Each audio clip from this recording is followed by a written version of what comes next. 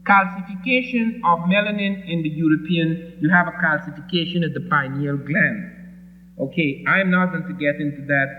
I personally do not believe in biological difference between races. One of the things that has been established by recent discovery is that there are no inferior or superior races, that man is one family.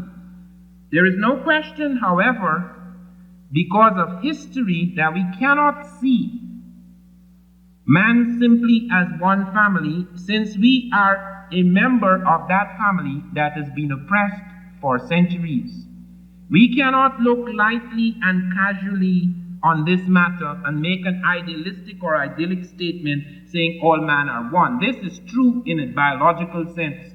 But I want you to be aware of the fact that our history has produced divisions among races, division among groups that are deep and frightening, and that we cannot really heal them.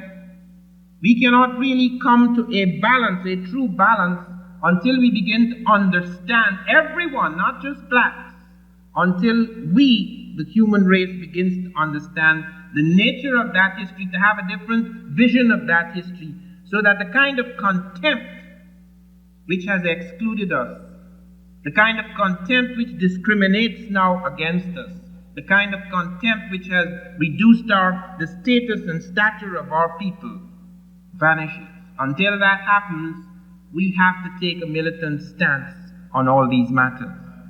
We cannot avoid that merely by drowning ourselves in idyllic statements about the unity of man. The unity of man is real, but it is not yet with us.